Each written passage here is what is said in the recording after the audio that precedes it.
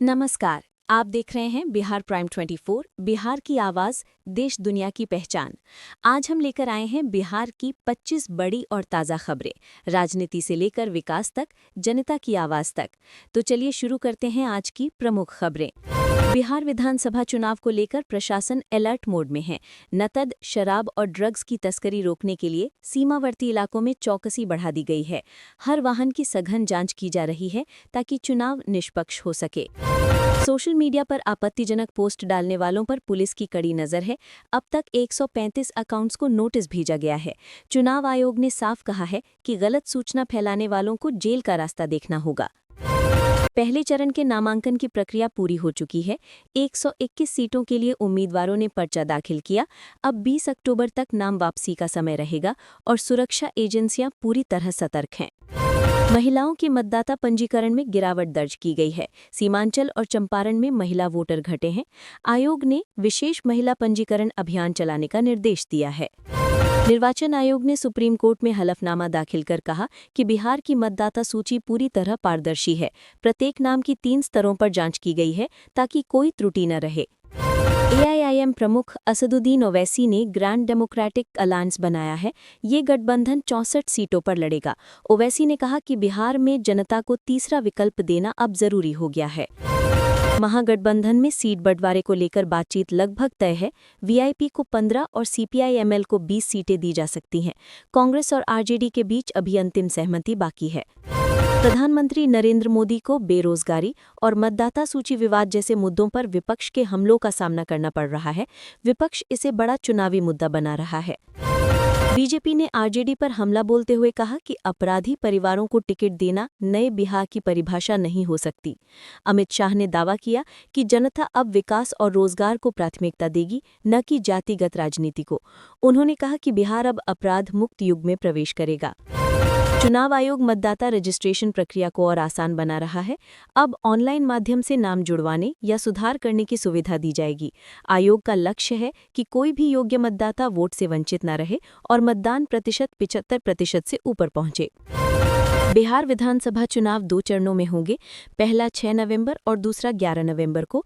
मतगणना 14 नवंबर को होगी। राज्य प्रशासन ने शांति और निष्पक्षता सुनिश्चित करने के लिए 30,000 से अधिक पुलिसकर्मी और केंद्रीय बलों की अतिरिक्त तैनाती की है।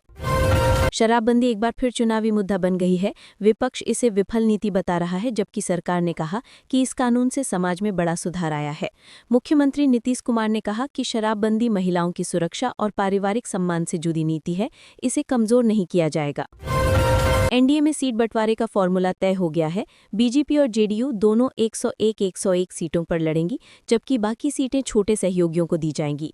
इस बार गठबंधन विकास और स्थिरता के एजेंडे पर चुनाव में उतर रहा है। बिहार पुलिस ने राज्य में 2 नई विशेष इकाइयां बनाने की घोषणा की है। एक साइबर अपराध रोकने के लिए और दूसरी नशे की रोकथाम के लिए कार्य करेगी। गृह विभाग का कहना है कि इन इकाइयों से कानून व्यवस्था में सुधार आएगा और अपराध नियंत्रण में मदद मिलेगी। गृह मंत्री अमित शाह ने बिहार 3.0 विजन लॉन्च किया है। इस योजना के तहत औद्योगिक विकास, युवाओं को रोजगार और महिलाओं की सुरक्षा को प्राथमिकता दी जाएगी। शाह ने कहा कि आने वाले 5 वर्षों में बिहार को आत्मनिर्भर राज्य बनाने का रोडमैप तैयार है। बीजेपी ने टिकट वितरण में बड़ा बदलाव किया है।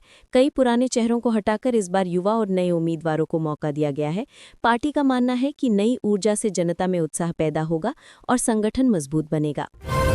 जन स्वराज पार्टी ने 51 प्रत्याशियों की पहली सूची जारी की है। प्रशांत किशोर ने कहा कि बिहार की राजनीति अब जनता तय करेगी, नेता नहीं। उन्होंने जनता से वादा किया कि पार्टी का हर प्रत्याशी जनता के लिए जवाबदेह रहेगा। महागठबंधन में कुछ सीटों को लेकर अभी भी मतभेद जारी हैं। कांग्रेस और आरजेडी दोनों अपने पारंपरिक गढ़ों में सीटें छोड़ने को तैयार नहीं हैं। हालांकि दोनों दलों के नेताओं ने संकेत दिया है कि गठबंधन किसी भी हालत में टूटेगा नहीं।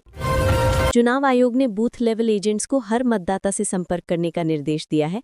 आयोग का उद्देश्य है कि मतदान प्रतिशत में बढ़ोतरी हो और कोई भी व्यक्ति वोट डालने से वंचित न रहे।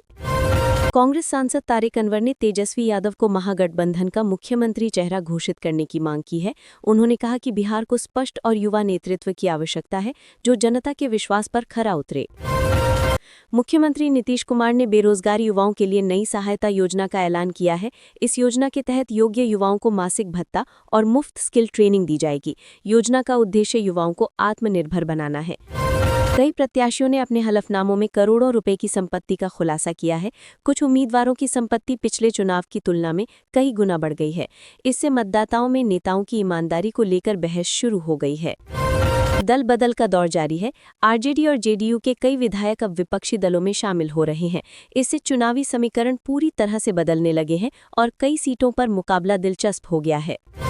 सीमांचल और चंपारण इलाके में एआईएम और अन्य छोटे दल अपनी पकड़ मजबूत करने में जुटे हैं। इन इलाकों में मुस्लिम और दलित वोटर की संख्या ज्यादा होने से राजनीतिक संतुलन बदल सकता है। बिहार में शिक्षा, स्वास्थ्य और सड़क व्यवस्था जैसे मुद्दे एक बार फिर चुनावी मंचों पर गूंज रहे हैं। जनता अब वादों से नहीं, ठोस विकास की गारंटी चाहती है।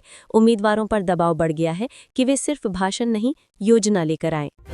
तो ये थी बिहार की आज की 25 बड़ी और ताज़ा खबरें, राजनीति से लेकर जनजीवन तक की हर हलचल। ऐसी ही ताज़ा खबरों के लिए जुड़े रहिए बिहार प्राइम 24 के साथ। अगर वीडियो पसंद आया हो तो लाइक, कमेंट, शेयर करें और सब्सक्राइब करना न भूलें। धन्यवाद।